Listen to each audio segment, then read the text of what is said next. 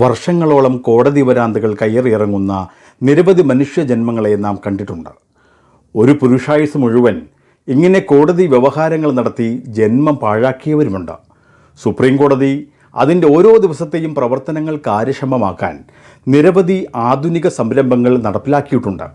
എന്നിട്ടും ഇവിടെയുള്ള കേസുകൾ കെട്ടിക്കിടക്കുന്നത് ഇങ്ങനെ വർദ്ധിച്ചുകൊണ്ടിരിക്കുകയാണ്. NJDG എന്ന ആ നാഷണൽ ജുഡീഷ്യൽ ഡാറ്റ ഗ്രിഡിൻ്റെ കണക്കനുസരിച്ച് 82,989 കേസുകളാണ് കോടതിയിലിപ്പോൾ തീർപ്പാക്കാതെ കിടക്കുന്നത്.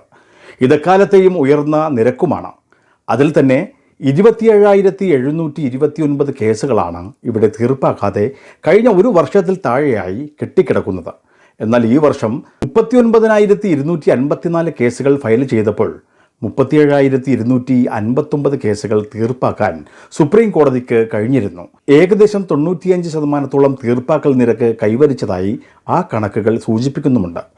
3 അംഗ ബെഞ്ചിന് മുമ്പാകെ 1130 കേസുകളും 5 അംഗ ഭരണഘടനാ ബെഞ്ചിന് മുമ്പാകെ 274 കേസുകളും 7 അംഗ ഭരണഘടനാ ബെഞ്ചിന് മുമ്പാകെ 37 കേസുകളും 9 അംഗ ബെഞ്ചിന് മുമ്പാകെ 136 കേസുകളുമാണ് തീർപ്പ് കൽപ്പിക്കാതെ കിടക്കുന്നത്.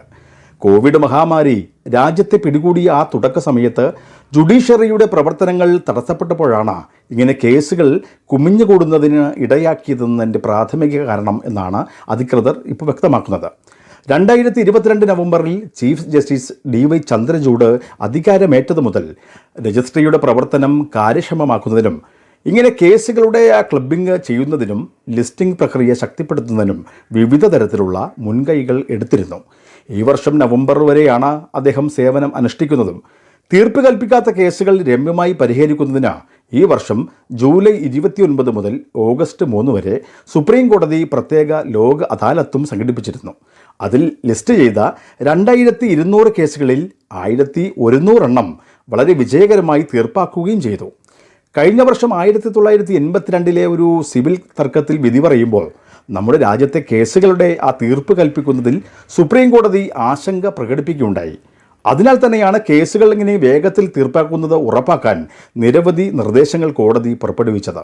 അതേസമയം കോടതി നടപടികൾ മന്ദഗതിയിൽ തുടർന്നാൽ അത് നിയമ നടപടിയിലുള്ള പൊതുജന വിശ്വാസം ചോർന്നു പോകുമെന്നുള്ള മുന്നറിയിപ്പും നൽകുകയുമുണ്ടായി.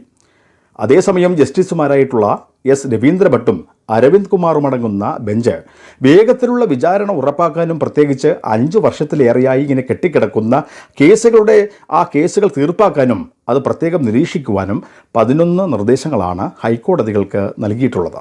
അതിനോടൊപ്പം നിയമ നടപടികൾ ഒച്ചിൻ്റെ വേഗത്തിൽ നീങ്ങുമ്പോൾ അത് വ്യവഹാരക്കാരാണ് നിരാശരാകുന്നതെന്നും 50 വർഷമായി കെട്ടിക്കിടക്കുന്ന ചില വ്യവഹാരങ്ങളിൽ അത് ഞങ്ങളും അവരോടൊപ്പം വേദന പ്രകടിപ്പിച്ചിട്ടുണ്ടെന്ന് പറഞ്ഞ കോടതിയിലെ കേസുകൾ ഇങ്ങനെ മാറ്റിവെക്കുന്നത് അത് ആവശ്യപ്പെടുന്ന കാര്യത്തിൽ വ്യവഹാരക്കാർ ജാഗ്രത പാലിക്കണമെന്ന് കൂടി സൂചിപ്പിക്കുകയുണ്ടായി.